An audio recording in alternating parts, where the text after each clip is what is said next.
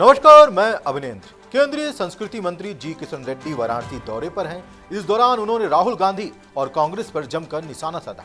उन्होंने कहा कि राहुल गांधी को अपने परिवार के लोगों से पूछना चाहिए जिन्होंने कांग्रेस पार्टी की सरकार में भारत की कितनी जमीन ऐसे ही जाने दी। पूर्व प्रधानमंत्री जवाहरलाल नेहरू ने चीन के कब्जे में जमीन चले जाने दी। उन्होंने कहा कि जमीन बेकार थी, इसलिए वो उपजाऊ नहीं थी और हमने जाने दिया। तो राहुल गांधी कहानी ना बनाए। इस दौरान उन्होंने इंडिया गठबंधन को लेकर भी बड़ी बातें कही और बड़े आरोप भी लगाए और कई गंभीर सवाल भी खड़े किए। आइए सुनते हैं केंद्रीय संस्कृति मंत्री जी किशन रेड्डी ने क्या कुछ कहा। होने वाला है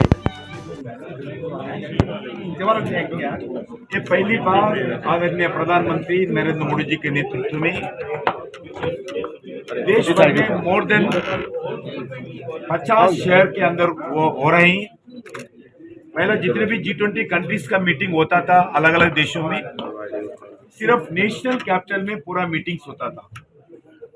मगर आदरणीय प्रधानमंत्री नरेंद्र मोदी जी ने तय किया है सिर्फ नेशनल कैपिटल में ना हो, देश में हर स्टेट में होना चाहिए, हर इम्पोर्टेंट शहर में होना चाहिए। देश में अलग अलग कोने में जितने भी अपना कल्चरल विरासत है, अपना टूरिज्म डेस्टिनेशंस है, सभी प्रचार प्रसार दुनिया भर हो, दुनिया के लोग स्वयं आके देखें, अपना भारत को आने वाले दिन में लाभ हो। उस दृष्टिकोण में ये G20 कंट्रीज का ऑर्गेनाइज करने का अलग रचना आदरणीय प्रधानमंत्री नरेंद्र मोदी जी के आदेश पर हुआ है। इसका हमारा आंखों का सामने दिख रहा है। देश पे ऑल स्टेट्स में G20 कंट्रीज का मीटिंग हुआ। कुछ इंपॉर्टेंट सिटीज में 2, 3, 4 भी मीटिंग हुआ। फाइनल मीटिंग्स 9th 10th को दिल्ली में होगा। या आदरणीय प्रधानमंत्री नरेंद्र मोदी जी की अध्यक्षता में ये मीटिंग्स होगा।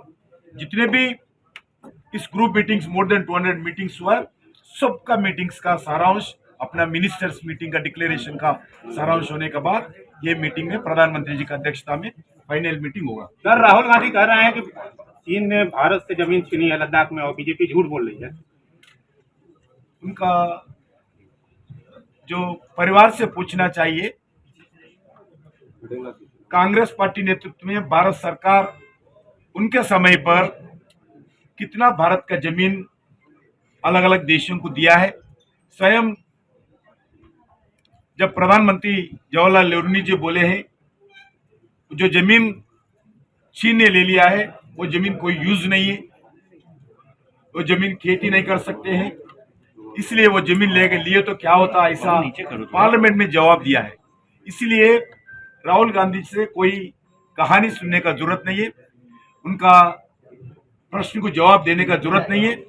इस देश का जितने भी जो विदेशों के सामने उनके समय झुकने का प्रयास किया है वो सिर्फ कांग्रेस का जमाने में भी झुकने का प्रयास किया है। आदरणीय प्रधानमंत्री के नेतृत्व में हम जो भी करेंगे देश के लिए करेंगे, देश के विकास के लिए करेंगे, देश के गौरव के लिए काम करेंगे। ओवैसी जी तीसरे मोर्चे की बात कर रहे हैं। राहुल गांधी कह रहे हैं कि मध्य प्रदेश, छत्तीसगढ़, राजस्थान और तेलंगाना विधानसभा चुनाव वो जीते हैं। काम में रहने दो, अच्छी ऐसी काम में रहने दो। इंडिया गठबंधन पे क्या कहेंगे?